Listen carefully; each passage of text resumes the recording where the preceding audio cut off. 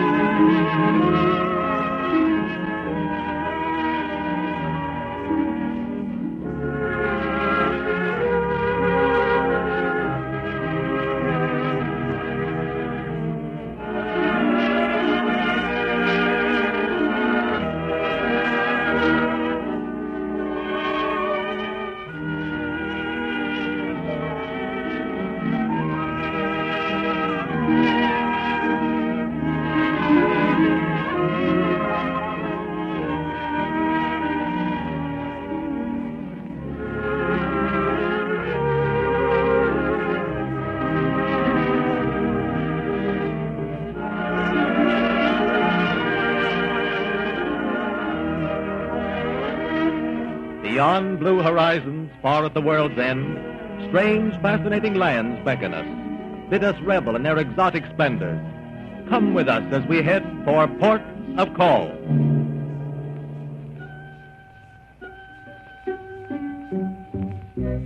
In the heart of the glamorous countries that border the Mediterranean Sea lies Turkey.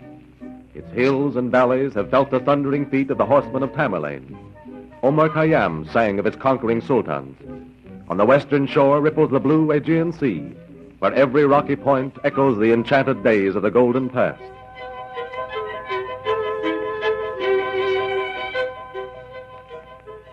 Sailing through the Sea of Marmora, our ship comes to anchor in the superb harbor of Istanbul, the Golden Horn, a great natural crescent more than 4 miles in length, where since the beginning of time the ships of all the world have come to rest. Did you ever see a better sight for a city than that peninsula? Never.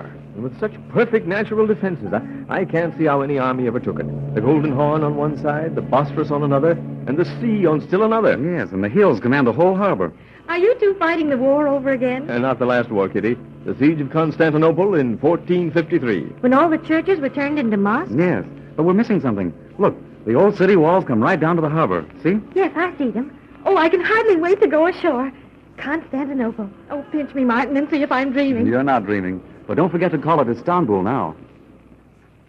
Constantinople, now called Istanbul, ancient Byzantium, founded in the shadowy dawn of history. Racked by earthquakes, ravaged by fire, besieged by innumerable hosts in the long struggle between the crescent and the cross, Constantinople defied them all during 40 centuries. Today, in the thronged streets and noisy bazaars, Mussulman and Christian live out their peaceful lives, heedless that under their slippered feet sleep the ruins of the savage, splendid past.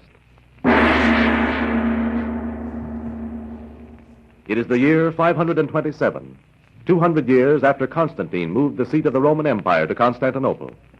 The old Emperor Justin lies in his great bed, surrounded by the rich trappings of his age. Why must I lie here helpless at the mercy of a woman's tongue? Bring Justinian in. Wait. You shall not see your nephew until I have warned you. Justinian is determined to marry Theodora, the actress. But you fail. Now I know well it is the law that a senator may not marry an actress. But hear me, Justin. We are childless.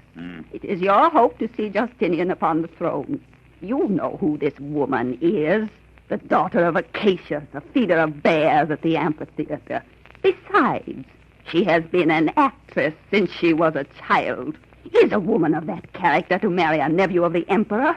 Even if he should give up his seat in the Senate to do Silence, so. woman, admit him at once. Oh, you men are all alike. You believe a beautiful woman can do no wrong. Oh, Your Majesty. Good morning, wife of my uncle. You have dared to bring this woman to the palace, Justinian. Shall the emperor be denied the sight of the most beautiful woman in the empire? How is he this morning? I believe he has not long to live. Oh. Is he alone? Yes. He is waiting to see you. You only. Even I am not permitted to be present. His eyes will be gladdened by the sight of Theodora. I will not be humiliated by remaining in the room with this notorious woman. I'm sorry, beloved. She hates me because I'm an actress. And because you're beautiful while she's... No, you shall not say it. All women who live must become old and ugly. Justinian, when we have spoken to your uncle, I beg you to leave me alone with him for a few moments. I agree. But why? Do you think you can cast your spell over him more completely in secret? Come, let us go in. I warn you, I will not leave you alone too long with him. I'm jealous of every man. Greeting, my uncle. You are welcome, Justinian. I have brought Theodora that you may see for yourself. I have chosen wisely. Your Majesty. Oh, do not kneel to me. Seat yourselves on the couch. There is something I must say. The wound I received in battle 3 years ago gives me no peace. Even the physicians have said it is incurable. Now I must plan for the disposal of my empire. But perhaps other physicians, Your Majesty... No, I know the end is approaching. I am an old man and weary of empire. It was only because I was a good soldier that it was given to me. I have defended it. The people are content. But I am unlearned. I have been fit only for fighting battles, not for building a great kingdom. Justinian, you will build an empire that will be the envy of all the world. God grant you may yet live long. No, I have no wish to live longer. Theodora begs permission to speak to you alone, my uncle. It is granted. But I order you to wait outside the door and not admit the Empress. It shall be as you say. Sire, I wish only to tell you this. Justinian will accomplish great things for the empire. He plans to build great churches, so there will be places of worship for all the people. He has studied the laws and found much to be improved. But I know he needs me. A wise empress can do much for the people. You are young to call yourself wise. I am young, but since I was a child, I have known many people. I have learned how to bend them to my will. There is truth in the saying that no man resists Theodora. Your Majesty is very kind. I know you have not forgotten the law that forbids a senator to marry an actress. No, but now I have seen you, I will tell you a secret that even my counselors do not know. What is it? The law is to be repealed. Your Majesty. Why should a man be emperor if not to change an unjust law? Oh, but... forgive me, Your Majesty.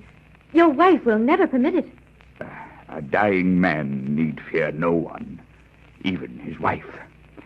Call Justinian back. A moment, Your Majesty. Justinian, come in. I have just said to Theodora that the law forbidding senators to marry actresses is to be repealed. My uncle, you have given me my heart's desire. Moreover, she shall be more than the wife of the emperor. You and Theodora will rule together. Your Majesty. Send for the scribe to write the bequest. It shall be done at once.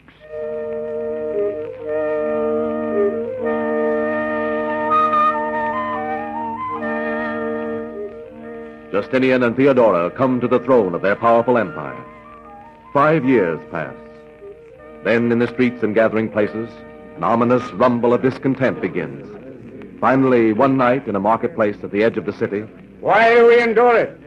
While Justinian the emperor builds churches, revises the laws, and sends his armies out to fight, the empress rules the land. Her spies are everywhere. But Justinian provides well for his people. Theodora is a common woman, an actress. She encourages wives to defy their husbands.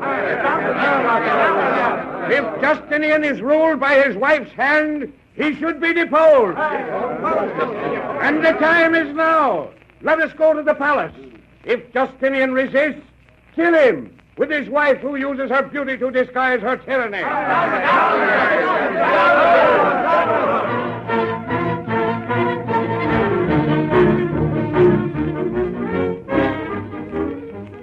are coming to the palace now. I beg your majesties will leave the city at once. Theodora, I must send you away. They will kill you. Do you think I would leave you because some foolish citizen has stirred up the people against me? Listen, I hear them coming. Go, Belisarius. Your usefulness will be over if you're seen here with us. Yes, your majesty. Theodora, I beg you. There's still time. They will kill you. I could not endure life without you. No, Justinian, I Think of can't. the Empire. If you go now, this rebellion will wear itself out, and you can return. The Empire needs you. Hurry, I will send servants to I aid will you. not go. I would rather be killed than run away. What are you going to do? To show myself on the balcony. I am not afraid of them. I beg you will let me speak to them alone. Down with Theodora! Down with the Empress! Listen to me, my people. Listen. Hear me. I am not afraid to stand here before my people alone. If you want my life, it is yours, because my life belongs to the Empire. But if you drive Justinian away, you will be ruined. He will not. Her mouth is filled with lies. Think of Constantinople since Justinian has been emperor. Every hill crowned with a church, every street filled with busy people. The Golden Horn is full of merchant ships. Heed her not. She believes her beauty is a charm against us all. Am I less a queen than if I were a hag? No, she's right. Yes, the Empress is right. Would our people return to the state of debauchery and poverty that existed for 300 years? Think before you take our lives. Think of your wives and your children. Will you return to that misery? Or shall the Emperor and I remain? Drive them out. No, no. Long live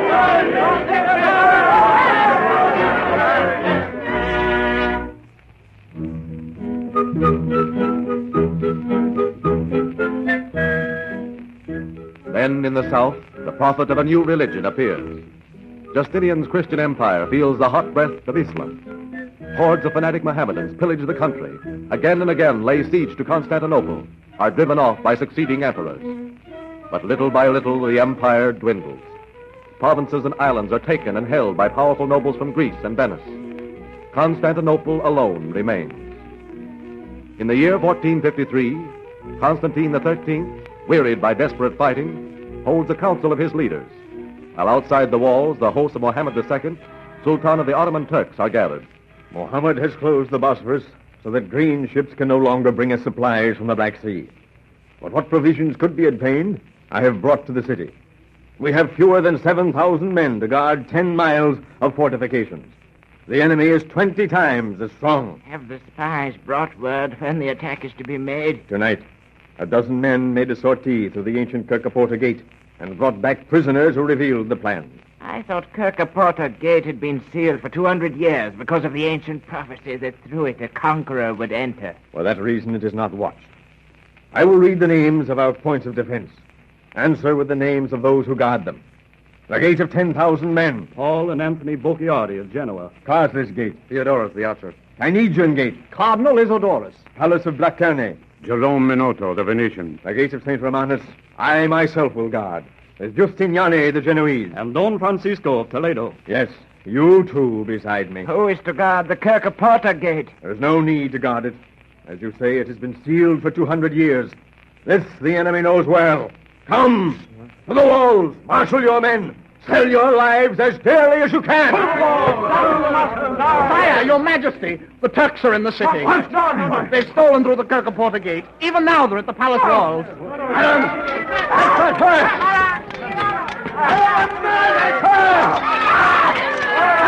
Dog of a Christian! No, I'll not die at Muslim hands! We're lost! Strike Don Francisco that I may die at the hands of a Christian! Don Francisco! Minotto! Is there no Christian who will kill me?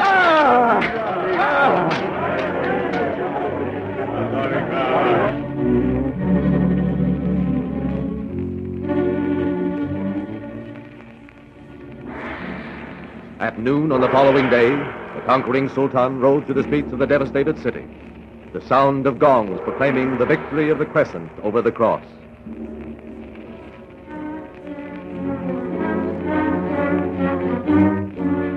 Then, for 100 years, the hills and valleys of Asia Minor echoed to the battle shouts and to the wild yells of dervishes, rousing the people to recapture the lands that had once been theirs.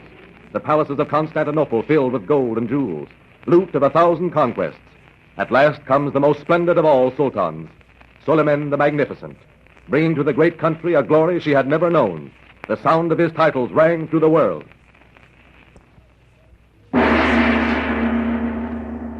Sultan of Sultans, bestower of crowns upon the princes of the world, shadow of God upon earth, emperor and sovereign, lord of the White Sea and the Black Sea, of Rumelia and Anatolia, of Caramania, of the country of Rum, Kurdistan, Sham, Aleppo, Egypt, Mecca, Medina, Jerusalem the Holy, of all the countries of Arabia and Yemen, and of an infinity of other provinces gloriously acquired, King of Kings.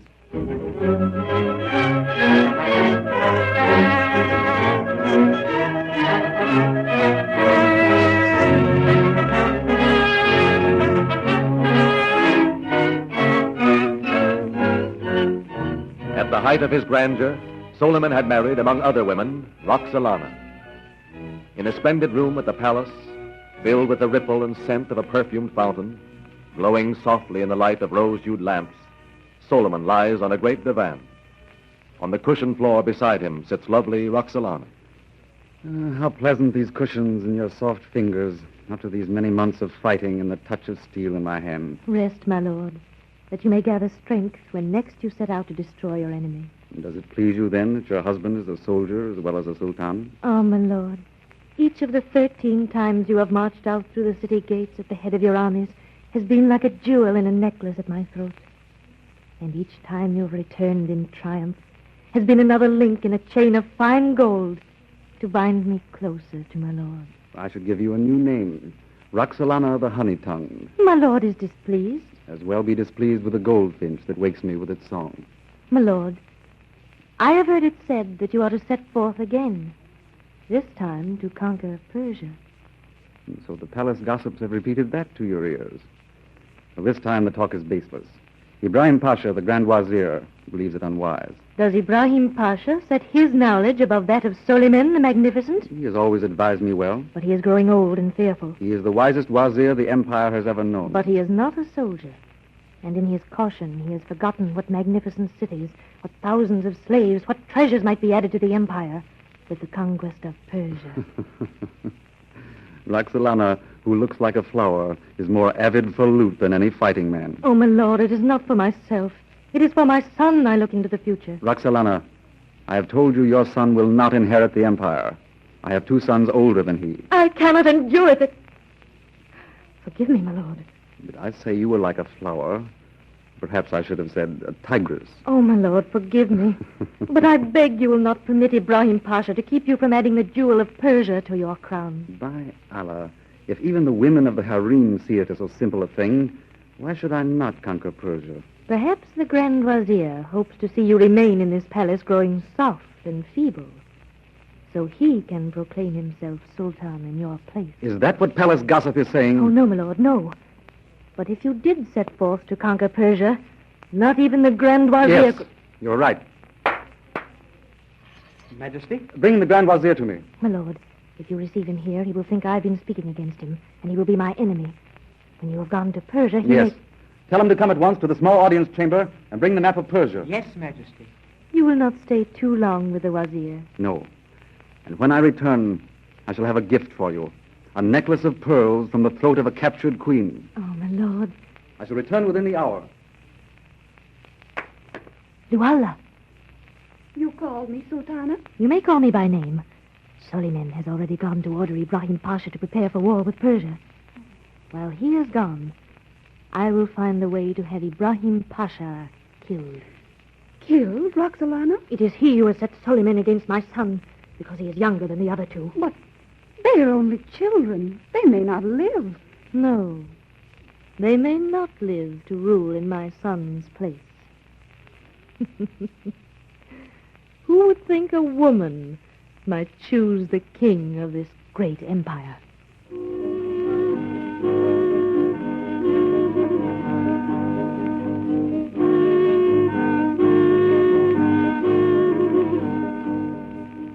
The Persian campaign failed, and with it the star of the empire waned. But the success of Roxolana's plot showed many a sultan's favorite the way to power. Behind the silken curtains of the imperial harem, soft hands held the reins of government throughout the rule of 6 sultans in defiance of diplomats and statesmen.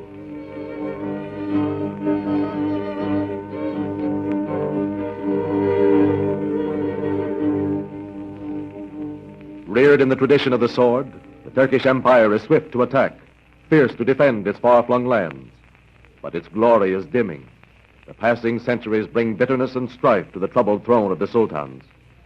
1830. Greece rebels, becomes an independent kingdom. Bosnia and Albania revolt. France captures and holds Algiers. European nations begin to look fearfully upon the stricken giant of the Near East. Russia and Turkey have fought 6 wars.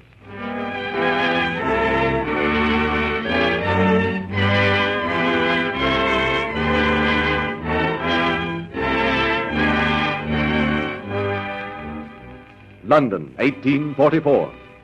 In Buckingham Palace, Tsar Nicholas I talks with Queen Victoria and Disraeli, Prime Minister of England. Speak plainly, Your Majesty.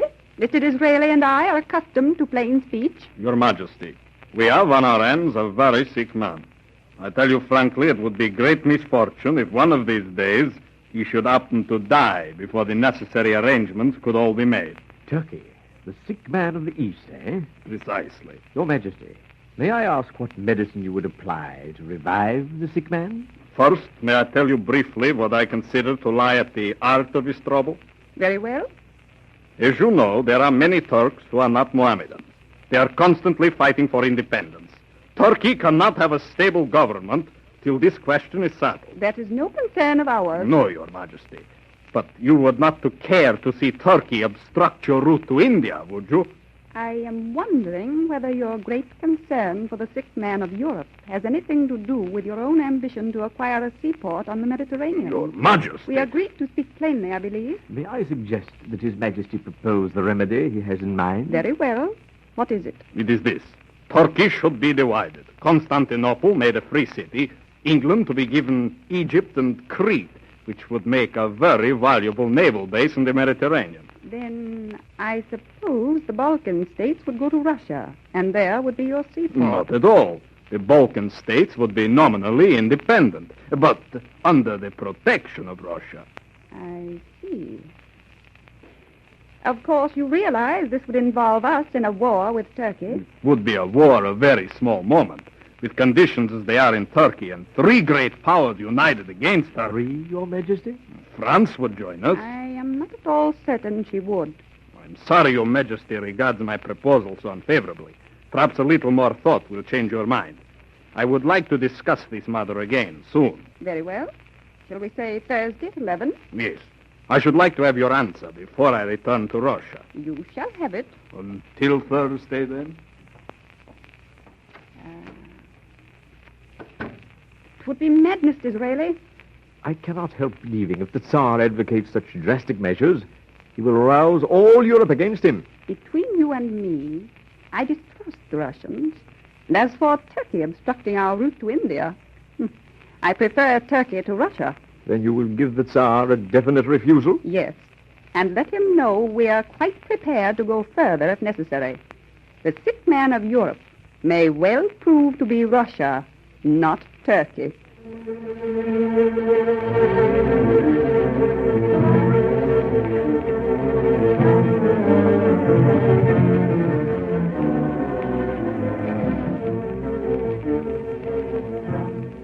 Back to Russia goes Nicholas, brooding over Victoria's refusal. In the face of England's ultimatum, Russia fires on a Turkish port, provokes the Crimean War. Slowly, the Turkish Empire crumbles away. Led by Muhammad Ali, Egypt revolts, wins Crete, Tripoli, and Damascus. The Navy mutinies. Admiral Ahmed Pasha surrenders the Turkish fleet to Muhammad Ali. Syria breaks away from Turkey. The Balkan states rebel, gain their freedom. One by one, her conquered lands set free, Turkey loses her last fierce fight in the World War. Faced with rebellion and anarchy, Sultan Mohammed VI sits in his palace at Constantinople, looking out over his defenseless city as he listens to a British representative. It is for your majesty to choose, but it seems to my government that you would well accept our offer. There is no need for England to remind me that Mustafa Kemal and his organization, calling themselves the Young Turks, are completing the ruin brought upon my country by the Allies. I would remind your majesty that Turkey chose to take the side of Germany in the late war, in the face of the fact that England has repeatedly come to the aid of Turkey in the past. My brother was Sultan then, not I. It seems unfair that an entire empire should suffer for the decision of one man, even if he is Sultan.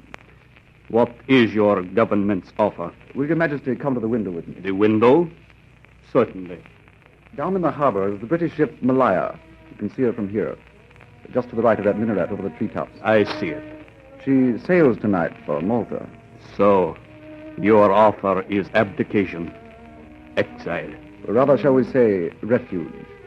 You will not be likely to save yourself if you remain. You suggest that I choose between attempting to save my country and the certainty that I will save myself. You must know, if you remain in Turkey, Mustafa Kemal will order your execution. Do you know that for 700 years a member of my family has been Sultan of Turkey? I know. Worst of all, you know I am a coward, and I will accept this humiliating offer rather than face execution from Mustafa Kemal. Yes, I will go. But get out of my sight. Get out. I wish I might never look upon a cursed British face again.